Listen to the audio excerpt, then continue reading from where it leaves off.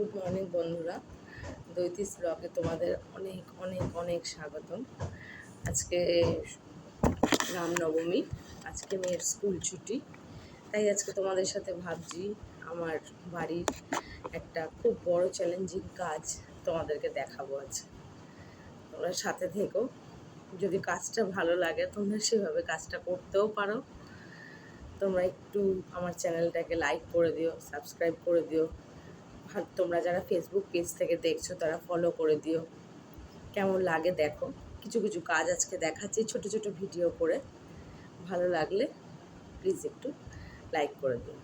চলো তাহলে দেখাই আজকে তোমাদেরকে কি কাজ। টাটা।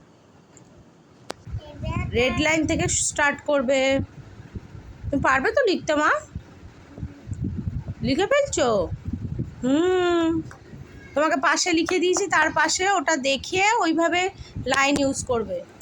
দেখো ও মা একটুখানি নেমে গেছে, এই যে ব্ল্যাক কালারে একটু নেমে গেছে এই জায়গাটা। রেড কালার দিয়ে স্টার্ট, ব্ল্যাক কালার দিয়ে শুরু, শেষ।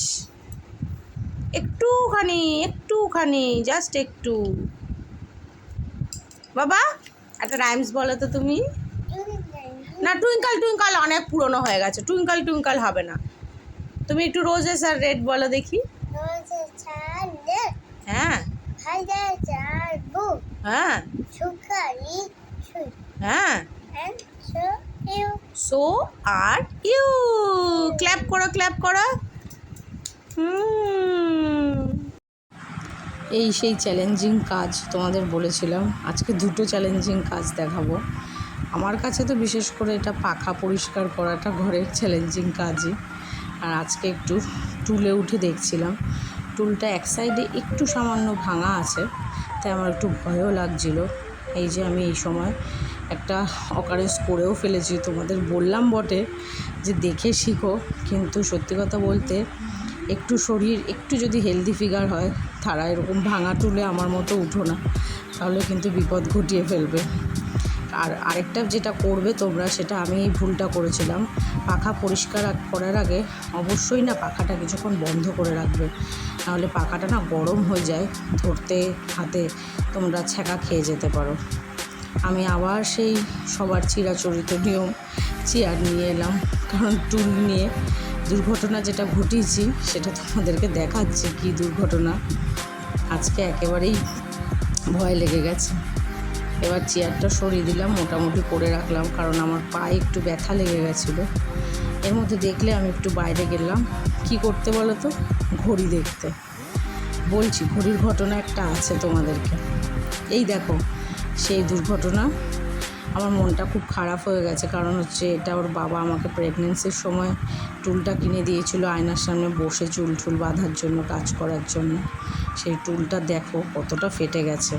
আমি একটু পড়েও গেছিলাম এই টুলটা, জানো তো খুব ভয় পেয়েছি আজকে সারাদিন গেল, বিভৎস গরম আজকে পড়েছিল জানো তো। আজকে এসিটা মেয়েটাকে চালিয়েই দিয়েছি, গরমে দুপুরে এসিটা চালিয়েই রাখি মেয়েটাকে। কি করব, সব সময় তো রাখা সম্ভব হয় না এসিতে, কিন্তু দুপুরবেলাটা চালিয়ে দিই। এবার ঘুম থেকে তোলার চেষ্টা করছি। আগে বলতো নিউবর্ন বেবিদেরকে, এখনও বলে মিডওয়াইফরা, যে ক্যাঙ্গারু কেয়ার করতে, কিন্তু আমি তো এখনও 3.5 বছর বয়স হয়ে গেল তিন্নির। ওর ডাকনাম তিন্নি তোমাদের বলতে ভুলে গেছিলাম। ওকে এখনও ক্যাঙ্গারু কেয়ার করেই চলেছি আমি। আশা করি সারা জীবনই যাতে করতে পারি। ওকে তুলতে তুলতে ভাবলাম একটু মুখটা ধুয়ে নিই। তোমরা দেখো আমি না এই ফেস ওয়াশটা কদিন ধরে ইউজ করছি, কিন্তু আমার মুখে না খুব র্যাশ হচ্ছে। বুঝতে পারছি না এটা ফেস ওয়াশের জন্য না সানস্ক্রিনের জন্য। তারপরে ফেসটা ওয়াশ করে নিয়ে আমি ছাদে গেলাম। ছাদে জামা কাপড়গুলো ছিল, সেই জামা কাপড়গুলো তুলতে গেলাম, কারণ পরে সন্ধে যদি হয়ে যায়। আজকে অবশ্য বিশেষ একটা জামা কাপড় ছিল না, শাশুড়ি মায়ের শাড়ি ছিল, ওর বাবার কয়েকটা জামা কাপড় ছিল, আর মেয়ের 2-3টে ছিল। সেই জামা কাপড়গুলো সন্ধে হওয়ার আগেই তুলে নিই। বিকালবেলায় প্রতিদিনই ছাদে আসি, কোনো সময় মাও তুলে রাখেন জামা কাপড়। আজকে আমি বললাম যাও, আজকে বেলা হয়ে গেছে, তুমি গিয়ে শুয়ে পড়ো, আমি বিকালবেলায় ছাদে তো যাবই। এই গাছটা দেখতে পাচ্ছ, এই গাছটার সাথে স্মৃতি আছে জানো তো। আমি বিয়ের পরে এসে এই গাছটা লাগিয়েছিলাম, ছোট্ট একটা চারা। সেই এই করবী গাছটা এত বড় হয়ে গেছে। এই কালারের ফুল হয়, আর সাদাও করবী হয় জানো তো। আমি সেটা পরশু দিন মেয়েকে স্কুলে নিয়ে যাওয়ার সময় প্রথম দেখলাম সাদা করবীটা, ওটাও ভালো লাগে। ফুল একটা তুলে রাখলাম, কেন বলো তো? কারণ সেই যে আসছেন আমার রানীমা, তাকে ফুল দেখিয়ে বলছি আয় ছাদে আয়, ফুল দেবো তোর জন্য। সে ফুল খুবই ভালোবাসে, ফুলটা তার জন্য তুলে রেখে তার হাতে আগে দিতে হবে ছাদে। সে এবার ফুলটা নিয়ে বলবে, দেখবে যে আমি গাছে জল দিয়েছি নাকি। আমার বিশেষ একটা গাছ নেই জানো তো, আস্তে আস্তে চেষ্টা করছি, মেয়েটা ছোট তো, আস্তে আস্তে ভাবছি যে এবার একটু গাছ লাগাবো। আসলে ও ফুলগুলো টেনে টেনে ছিঁড়ে ফেলে। এখন সে তার মনে অনেক জিজ্ঞাসা, এখন প্রতিদিন এসে জিজ্ঞাসা করবে এই গাছটা কি, ওই গাছটা কি। সব গাছের নামই বলি, তাও জিজ্ঞাসা করে। আমি যখনই ও জিজ্ঞাসা করে আমি না ক্লান্ত হই না, সব কিছুরই বলতেই থাকি ওকে নামগুলো, কারণ তাতে ওর জানার আগ্রহটাও বাড়বে, সে শিখতেও পারবে অনেক কিছু। ওই যে চৌকিটা দেখলে, ওই চৌকিটা না আমার শ্বশুরমশাইয়ের চৌকি। ওই চৌকিটা আমি রেখে দিয়েছি, চৌকিটা ছাদেই থাকে। আমরা গরমকালে আসলে বসি, বা পাঁপড় ঠাপড় কিছু রোদে দিলে রোদে দিই। ওই চৌকিটা আবার বর্ষাকালে ঢেকে রাখি। আমার বাড়ির সামনে এই বাড়িটায় জানো তো, এদের ছাদে প্রচুর গাছ রয়েছে। গাছ ফুলগুলো যখন শীতকালে সব ফোটে তখন দেখতে খুব ভালো লাগে। মেয়েকে দেখাই যে দেখ, তুই যদি ফুল না ছিঁড়িস তাহলে আমরাও এরকম গাছ লাগাবো। বলে হ্যাঁ মা, আমি তো ছিঁড়বো না, কিন্তু মুখে যা বলা সেই কাজ। এই দেখো, এটা হচ্ছে জগন্নাথ দেবের ধ্বজা। আমরা পুরীতে গেছিলাম, এটা বাড়ির ঈশান কোণে এই ধ্বজাটা লাগিয়ে রাখি। সে এখন ওই যে কালকে দেখিয়েছিলাম না তোমাদের চড়াই পাখি আসে, সে এখন বলছে মা আমি এখানে ডাল আর চাল দিয়ে দিয়েছি, ডাল মুসুর ডাল আর মুগ ডাল দিয়েছি, পাখি আসছে না কেন? এবার তাকে বোঝাও কেন পাখি আসছে না। আমি বললাম দাঁড়া, আসবে পাখি, তুই একটু শান্ত হয়ে বস, একটা একটা পাখি এসে খাবে। এবার সে বলছে আসুক, আয় পাখি আয়। এবার আমিও ডাকছি তার সাথে। ওই দেখো এই বাড়ির ছাদটায় এই লাউ শাক, এরা মনে হয় গাছটায় লাউ শাকটা লাগিয়েছে। হ্যাঁ, মাচা করেনি, কিন্তু দেখেছিলাম জানো তো, ফুলও ফোটে, একটা দুটো লাউও দেখেছিলাম বাড়ির ছাদের উপরে হয়ে রেখেছে। ভালো লাগে দেখতে, বলো। এই দেখো এই লঙ্কাটা, এটা একটা গাছের লঙ্কা। এটা নিয়ে মেয়েকে পড়তে বসাই, কারণ ও মুখে কিছু উচ্চারণ করে না, তাই ভয় দেখিয়ে বলি লঙ্কাটা কিন্তু তাহলে মুখে ডলে দেবো, তুমি পড়ো, তারপরে যদি একটু পড়ে। আবার আগামীকাল বৃহস্পতিবার, তাই ড্রয়িং স্যার আসবে, তাই আঁকার জন্য বললাম মা তিনটে আঁকা বাকি আছে। 3টে করে উনি আঁকা দেয়, 3টে করে করায় আর 3টে করে দিয়ে দেয়। বললাম মা আঁকাটা এঁকে নাও, ড্রয়িংটা কমপ্লিট করে নাও। এবার ড্রয়িং কমপ্লিট করতে করতে বাকি কাজগুলো করে নেব আমি বললাম তুই আঁক, আমি তাহলে একটু খাবারটা বানাই। আজকে বললো না মা তুমি বসে থাকো। ওকে আসলেও নিজে হাতেই ড্রয়িংটা করে, ওকে একটু মানে কালারগুলো বলে দিতে লাগে, এখানে এটা করো, কালারটা চেনে, কালার মোটামুটি চিনতেই পারে। তোমরা দেখবে, দেখো আমি ভিডিওতে দেখিয়েছি ও একা একাই ড্রয়িংগুলো করছে। ও ড্রয়িংগুলো দেখতে আমারও ভালো লাগে, কারণ আমারও ছোটোবেলা থেকে আঁকার খুব ইচ্ছা ছিল। আঁকা শেখা হয়নি বটে, তবে ওই টুকটাক কিছু কাজ চালানোর মতো করে দিতে পারি, তাই ওকে বলে দিচ্ছি। জিজ্ঞাসা করছি মাঝে মাঝে এটা কী কালার, ওটা কী কালার বলছে, আবার এটা কি এঁকে দিয়েছে, ওটা কি এঁকে দিয়েছে। বললাম না, সব বাচ্চাদেরই আমার মনে হয় হাজারো প্রশ্ন থাকে, এই প্রশ্নটা থাকা খুবই ভালো। আর আমি মনে করি যখনই তোমাদের ছেলেমেয়েরা এরকম জিজ্ঞাসা করবে কিছু, তোমরা সাথে সাথে উত্তরটা দিয়ে দেবে, কখনো বিরক্তি প্রকাশ করবে না, তাতে ওদের মনে জানার আগ্রহটা কমে যাবে, একেবারেই কমে যাবে।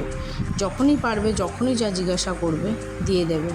ওর একটা দোষ হয়েছে জানো তো, ও রাবার দিয়ে কিছুতেই রাবার ইউজ করে না, সব সময় একটা ওভারল্যাপিং করার ওর টেন্ডেন্সি আমি দেখতে পাচ্ছি। তাই ওকে মাঝে মাঝে বকাও দিচ্ছি যে ঠিক করে করো, এরকমভাবে এঁকো না, ওরকমভাবে এঁকো না। এবার একটু উঠে গেলাম, একটু জল তেষ্টা পেয়েছিল। দেখো এই যে স্যার ওকে কালকের ড্রয়িং এই জাহাজটা দিয়েছে, জাহাজটা বলছি একটু জাহাজটা ভালো করে আঁক, রং কর। মাঝে মাঝে কোনো জায়গা না ও ফিল করতে পারে না, ওই জায়গাগুলো বলে দিই যে এই জায়গাগুলো ফিল করে দাও, এই জায়গাগুলো ফিল করে দাও, হোয়াইট রেখে দেয় জায়গাগুলো, সেই জায়গাগুলো একটু বলে দিতে লাগে। ছোট মানুষ তো আমরা, আসলে আঁকাটা কি বলো তো, ও ছোটোবেলা থেকেই আঁকতে খুব ভালোবাসতো। তাই জন্যই আমরা, অনেক স্যার বলেছিলেন যে অন্তত 5 বছর বয়সে আঁকা দিলে ভালো হয়। আসলে সপ্তাহে একটা দিন করে আমার আর ওর বাবার দুজনেরই খুব আঁকার ইচ্ছা, ওই কারণে একটা দিন ওকে আঁকতে দিয়েছি। যেটুকুনি হোক, শিখুক না শিখুক, অভ্যাস যেটুকুনি করতে করতে হোক, যাতে ওর এটা, যেমন আমার এটা ভালো লাগার বিষয়। আমি দেখতে পেয়েছি আমার মেয়ের আমার সাথে এই একটা মিল দেখছি আমি খুবই, ওরও খুবই ভালো লাগে আঁকতে। তাই জন্য এই যে কালারগুলো বলছি, এই কালারটা বার করো, ওই কালারটা বার করো। তারপরে দেখো জাহাজটা মোটামুটি একটা রং করেছে আমার মেয়ে। তোমরা ভালো লাগলে একটু প্লিজ কমেন্ট সেকশানে বলো আমার মেয়ে কেমন ছবি আঁকছে। তোমরাও বলো কোথাও কোথাও ভুল করাচ্ছে কি না, কোথাও তোমরা যারা আঁকা জানো তারা। এই যে শেষ অবধি সে রং করেছে, কোনো কোনো জায়গায় একটু ফাঁকা রেখে দিয়েছে। কালকে স্যার এসে আবার বলছে গুড বলবে তো মা, গুড বলবে তো, ভেরি গুড বলবে তো। এই দেখো সব আঁকাগুলো তোমরা দেখতে পাবে, এখানে সব আঁকাগুলো রয়েছে। আজকে এত দূরই ব্লগটা রাখলাম। তোমরা গুড নাইট, সবাই ভালো থেকো, সুস্থ থেকো। আর আমার ভিডিওটা যদি তোমাদের ভালো লেগে থাকে, আমি রোজই দেওয়ার চেষ্টা করছি। আমি একদম নতুন তো, তাই একটু তো ভুল ত্রুটি হচ্ছে। তোমরা প্লিজ আমাকে একটু কমেন্ট সেকশানে সেটা জানিও, কারণ তোমরা যদি আমাকে কমেন্ট সেকশানে বলো তাহলে আমারও আরও নতুন তোমাদেরকে ভিডিও দেওয়ার উৎসাহটা বাড়বে। আর ফেসবুক পেজ থেকে যারা দেখছো তারা ফলো করে দিও চ্যানেলটা আমার, আর লাইক করে দিও। আর প্লিজ তোমরা এই যে ভিডিওর পাশে যে বেল আইকনটা আছে ওটা প্লিজ ক্লিক করে দিও, চ্যানেলটা সাবস্ক্রাইব করে দিলে আমার খুব ভালো লাগবে। আর আশা করি যেটুকুনি আমি করি সারাদিন, কারণ এটা আমার ডেলি ব্লগ, তা সবটাই তোমাদের সাথে একটু একটু করে আমি শেয়ার করব। আমার সংসার, আমার ভালোবাসা সব কিছুই তোমাদেরকে দেখাবো। Good night.